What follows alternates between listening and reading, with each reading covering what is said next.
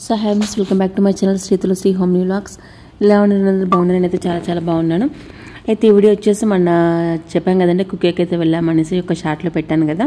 So అది వచ్చేసి చిన్నగా అక్కడక్కడ వీలైన చుట్ట మాత్రం కొంచెం క్లిప్స్ తీసాము. అదంతా యాడ్ చేసి కొంచెం ఒక మెయిన్ వీడియో లాగా పెడదామనేసి అనుకున్నాం అనమాట. సో మాతో పాటు వచ్చిన మా హస్బెండ్ వాళ్ళ కొలీగ్స్ వచ్చేసి వీడియో తీస్తారు. ఇక్కడ ఫస్ట్ ఆఫ్ ఆల్ వచ్చేసి శృంగేరికి అయితే వెళ్ళాము. పిల్లలకి అక్షరాభ్యాసం చేయించవచ్చు అనేసి. అక్కడ అక్షరాభ్యాసం వచ్చేసి ఒక హాల్ లెక్క ఉంటుందన్నమాట. అదే హాల్లో అందరికీ సామూహికంగా అయితే చేస్తారు ఇక్కడ ఫస్ట్ ఆఫ్ ఆల్ వచ్చేసి ఇంకా ఫస్ట్ బ్యాచ్ అనమాట. ఫస్ట్ బ్యాచ్ వచ్చేసి 8:30 నుంచి స్టార్ట్ అవుతుంది. ఎవ్రీ 1 అవర్కి ఒక బ్యాచెస్ వైజ్గా ఉంటాయి. మేము ఫస్ట్ బ్యాచ్కి వెళ్ళామండి.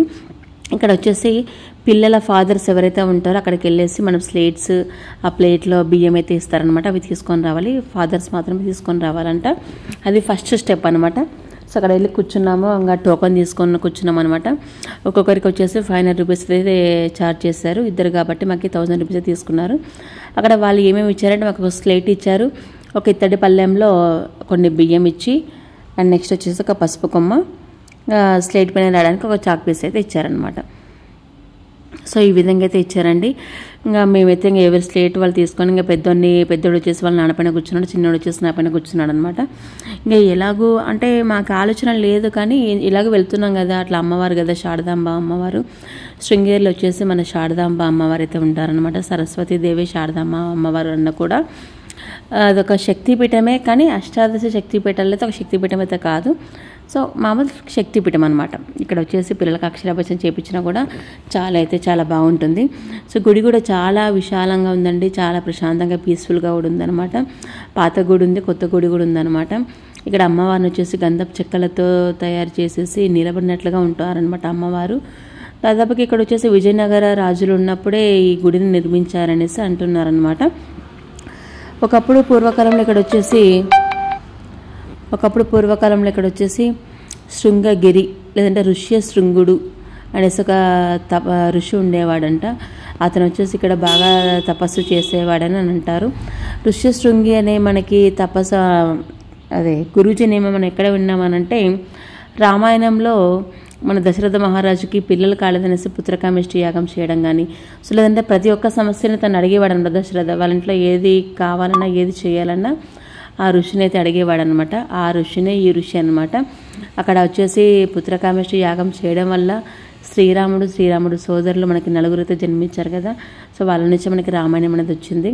అంటే రామాయణం అంతా వచ్చింది కాబట్టే దీనికి అంతటి కారణము ఆ ఋషినే, కాబట్టి ఆ ఋషి అంత ఫేమస్ అయ్యాడనమాట.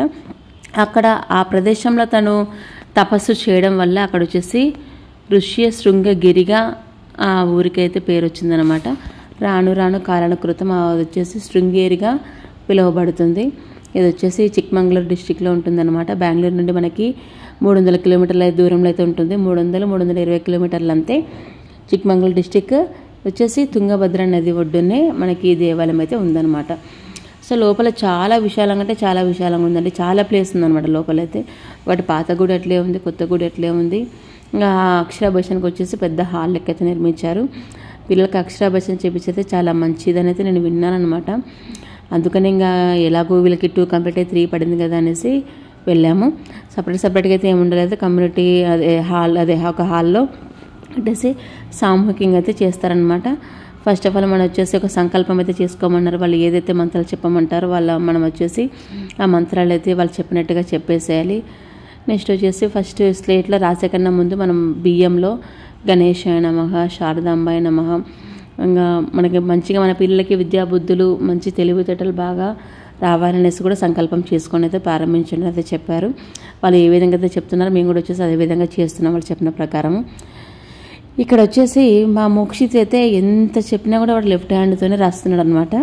అదే వాళ్ళ నాన్న ఎంత ట్రై చేసినా ఈ చేతి అయితే పట్టించమంటాడు, వాడు పట్టుకోవడం లేదు, లెఫ్ట్ హ్యాండ్తోనే రాస్తున్నాడు.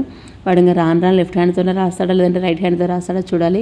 కానీ వాడు స్టార్టింగ్ రాసే లెటర్ మాత్రం లెఫ్ట్ హ్యాండ్ పట్టుకునే రాశాడు. మేము మళ్ళీ చేయి పట్టించి దాంతో పట్టుకుని వాడు ఎక్కువసేపు పట్టుకోలేదు, లెఫ్ట్ హ్యాండ్తోనే రాశాడనమాట. నేను కూడా వాడు అక్కడ చిన్నతోటి వచ్చేసి రాపిస్తున్నాను. పిల్లలకు కొంచెం ట్రెడిషనల్గా బాగుంటుంది అనేసి ధోతీలు అయితే వేశారనమాట. సో ఈ విధంగా మా అక్షరాభ్యాసం అయితే పూర్తయింది. అక్షరాభ్యాసం పూర్తయిన తర్వాత వాళ్ళ ప్లేట్ అక్కడ బియ్యం అక్కడ పెట్టేసి అమ్మవారి ఆశీర్వాదం అయితే తీసుకోవాలన్నమాట. అందుకని అక్కడ క్యూ లైన్లో అయితే ఉన్నాము. చాలామంది అయితే ఉన్నారండి. ఆ హాల్ అయితే నిండిపోయిందనమాట. నెక్స్ట్ బ్యాచ్కి మళ్ళీ రెడీగా ఉన్నారు. అట్లా కంటిన్యూగా ఎవ్రీ 1 అవర్కి అయితే బ్యాచెస్ జరుగుతూనే ఉంటాయి అన్నమాట. సో మాకు కూడా చాలా మంచిగా అనిపించింది. ఇట్లా అమ్మవారి దగ్గరికి వెళ్ళి అసలు శృంగేరికి వెళ్ళి అక్షరాభ్యాసం చేయించుకోవడం కూడా చాలా మంచిగా అనిపించింది. ఈ విధంగా అక్షరాభ్యాసం చేయించుకొని అక్కడైతే దర్శనం చేసుకుంటున్నాం అనమాట. ఇదండి వాళ్ళ video. Thank you for watching. Bye bye.